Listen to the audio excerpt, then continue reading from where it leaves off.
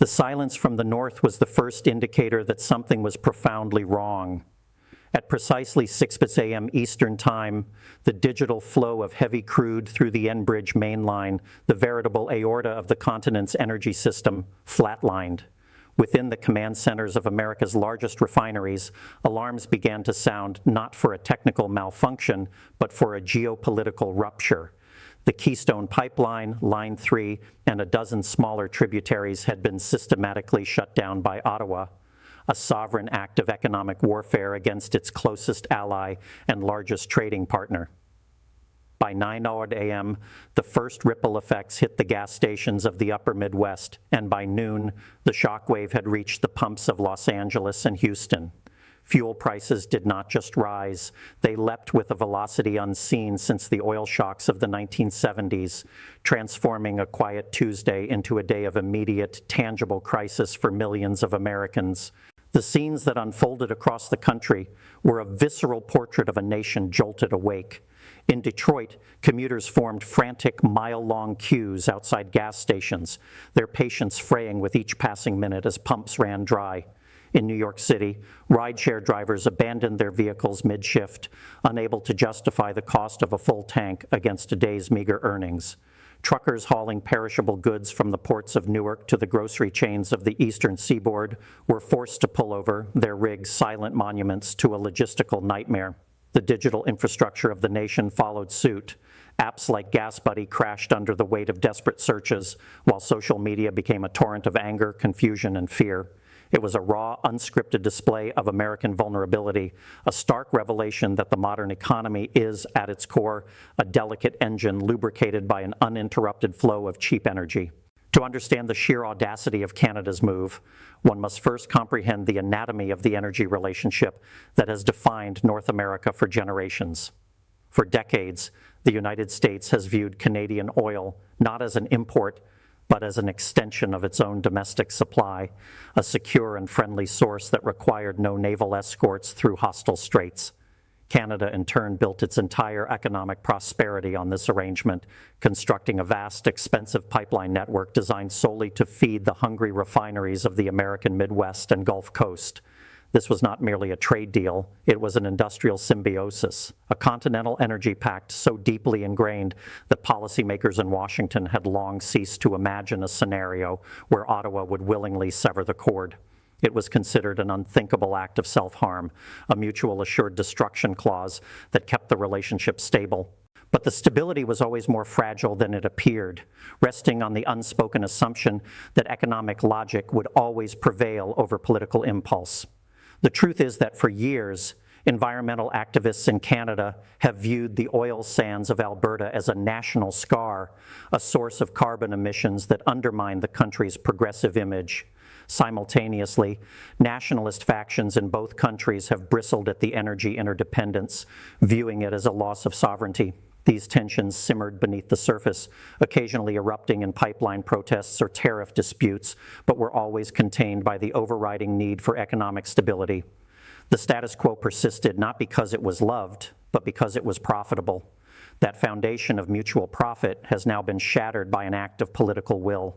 The immediate trigger for the cutoff, according to senior Canadian government officials who spoke on condition of anonymity, was not a singular event, but a culmination of decades of perceived disrespect from Washington. Sources within the Prime Minister's office describe a growing frustration with what they view as American protectionism, inconsistent trade enforcement, and a dismissive attitude toward Canadian environmental sovereignty. The final straw, they allege, was the recent decision by the Biden administration to favor domestic electric vehicle producers in a way that effectively locked out Canadian mineral and manufacturing sectors, a move seen in Ottawa as a direct violation of the spirit of the USMCA trade agreement. Faced with an economic future being written without them, the Canadian government decided to play its only remaining trump card, the oil tap. The chaos that ensued in the first 24 hours was a masterclass in cascading failure. The benchmark West Texas intermediate crude price did not just rise, it became unhinged, gapping up by over $30 a barrel in erratic panic trading. Refineries, which are engineered to run specific types of crude, suddenly found themselves starved of the heavy, sour Canadian blend they were configured to process. Desperate attempts to source alternative light sweet crude from the Strategic Petroleum Reserve or overseas suppliers proved futile. The logistics of swapping feedstock are measured in weeks, not hours. At the retail level, station owners, facing the prospect of being unable to replenish their inventory at any price, began raising prices in a defensive crouch, hoping to slow the rate of sale and conserve what little fuel they had left. Politically, the reaction in Washington was one of stunned fury, quickly evolving into a bipartisan demand for retaliation. The White House press briefing room was packed as the press secretary fielded shouted questions, her carefully crafted statements unable to mask the administration's utter lack of preparedness for this scenario. Senators from energy-dependent states in the Northeast and West Coast took to the floor to denounce the Canadian action as an act of aggression, demanding the immediate invocation of the Energy Independence and Security Act and a full embargo on all Canadian goods. The rhetoric on Capitol Hill quickly descended into a blame game, with the administration's critics pointing to its cancellation of the Keystone XL pipeline as the root cause of the vulnerability, while allies of the president blamed the previous administration's trade wars for poisoning the well of diplomacy. Within the hallways of the Shiyu industry, the mood shifted from panic to a grim strategic calculation. Refinery executives, speaking through trade associations, warned the White House that a prolonged shutdown would necessitate the economic idling of refining capacity, a polite term for shutting plants down. Once a refinery is idled, bringing it back online is a months-long process involving massive capital expenditure and environmental reviews. The industry's message was clear. The damage being done was not temporary, but structural. They urged the president to immediately enter into direct talks with the prime minister, offering concessions on trade and environmental reviews in exchange for a restoration of flow. The stakes, they argued, were too high for pride. The very integrity of the American fuel supply chain was hanging by a thread. The global implications of the shutdown were immediate and severe. European allies, already grappling with energy scarcity following the rupture with Russia, watched the transatlantic crisis with alarm. A sustained spike in U.S. fuel prices would inevitably draw available cargoes of liquefied natural gas and refined products away from European markets and toward the higher prices of the American spot market, leaving Germany and France facing their own winter shortages. In Asia, major economies like Japan and South Korea, heavily dependent on stable energy markets, issued statements expressing deep concern, while quietly instructing their national oil companies to secure alternative supplies at any cost. The Canadian action, intended as a bilateral corrective, was rapidly destabilizing the delicate web of global energy trade. Economists began the grim task of modeling the damage, and the preliminary figures were staggering. A sustained period of $5 a gallon gasoline, they projected, would act as a massive regressive tax, wiping out the disposable income gains of the past year in a matter of weeks. Consumer confidence, the engine of the American economy, would plummet. The transportation and logistics sector, already operating on razor-thin margins, would face a wave of bankruptcies. Inflation, which the Federal Reserve had been fighting with aggressive interest rate hikes, would surge again, rendering the central bank's efforts moot, and potentially forcing them into even more drastic action. The economists used sterile terms like demand destruction and supply shock, but the underlying meaning was simple. A recession was no longer a possibility, but a probability. The response from the Canadian public was a complex tapestry of pride and fear. In the oil-producing province of Alberta, there was fury. The industry that employed thousands and funded public services was being sacrificed for what they saw as a political stunt by a distant Ottawa-centric elite. Convoys of pickup trucks festooned with Canadian flags blocked highways leading to oil facilities, protesting their own government's decision. Conversely, in the urban centers of Ontario and Quebec, the move was met with a sense of defiance, a long-awaited assertion of national sovereignty against a bullying neighbor. Yet even among the supporters, a creeping anxiety took hold as they watched the Canadian dollar weaken against its U.S. counterpart, and economists warned of the inflationary impact that would soon hit their own grocery bills. At the heart of the crisis lay a fundamental miscalculation by both governments. The Americans had miscalculated Canadian patience, assuming that economic dependency would guarantee political compliance. The Canadians, in turn, may have miscalculated the speed and severity of the American reaction, perhaps believing that Washington would negotiate before allowing its citizens to suffer at the pump. In the power vacuum created by severed diplomatic channels, misinformation thrived. Russian state media outlets gleefully amplified the chaos, framing the crisis as definitive proof that the Western alliance was crumbling from within. Chinese state media adopted a more measured tone, but the subtext was clear. This is what happens when you build your energy security on unreliable political alliances. Day 2 of the crisis brought the first signs of social strain. In Houston, a fistfight broke out between two motorists at a gas station, the video going viral and sparking fears of wider civil unrest. School districts across the country announced 4-day weeks, citing the inability of their bus fleets to secure fuel. Hospitals began activating emergency conservation protocols, postponing non-critical surgeries to ensure that ambulances and life support systems would remain operational. The fragility of just-in-time delivery, the economic model that underpins American commerce, was brutally exposed. Shelves that relied on daily truck deliveries for restocking began to look sparse. The crisis was no longer just about the price of fuel. It was about the availability of food, medicine, and public services. In a secure video conference room, the president convened his National Security Council. The options presented by his advisors were all bad. The military option was, of course, unthinkable against a NATO ally. The legal option, suing Canada under the terms of the USMCA, would take months or years to resolve. The economic option, imposing retaliatory tariffs on Canadian lumber, potash, and automobiles, would only deepen the depression on both sides of the border. The only viable path was diplomatic, but the Canadian Prime Minister, emboldened by domestic polling that showed a surge in his approval ratings, was refusing to take the president's calls. The silence from Ottawa was no longer just an indicator of a shutdown. It was a calculated diplomatic snub. Leaked internal documents from a major American oil company obtained by this network painted a terrifying picture of the days ahead. If the cutoff lasted 1 week, they predicted the closure of up to 15% of U.S. refining capacity. If it lasted 2 weeks, the Strategic Petroleum Reserve, designed for foreign embargoes and natural disasters, would be drained at an unsustainable rate, offering only marginal relief. If it lasted a month, the models showed a complete breakdown of the fuel distribution network in the eastern United States, leading to the rationing of gasoline by the military and the declaration of a national state of emergency. These were not scenarios written for a disaster movie. They were PowerPoint slides circulating in the highest echelons of corporate America. The international community watched with a mixture of horror and schadenfreude. The United States, which had spent decades projecting power and lecturing other nations on energy security, was being brought to its knees by its best friend. The irony was not lost on geopolitical analysts in London and Paris.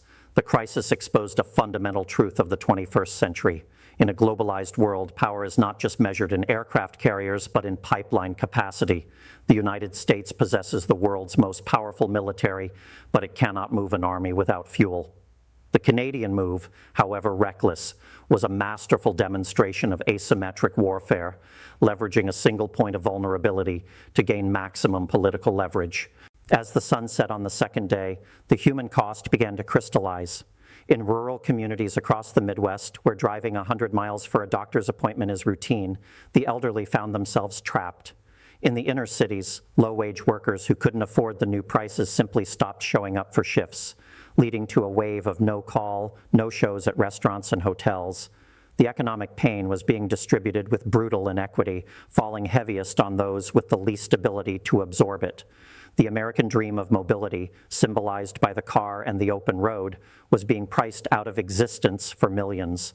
The nation was not just running out of gas, it was running out of hope. The Canadian Prime Minister finally addressed his nation, his tone somber but unapologetic. He framed the oil cutoff not as an act of war, but as an act of self-preservation. He spoke of a new era for Canada, one where his country would no longer be a hewer of wood and drawer of water for the American empire. He announced ambitious plans to build new refineries on Canadian soil, to reroute pipeline exports to Tidewater for shipment to Asia and Europe, and to accelerate the transition to a green economy.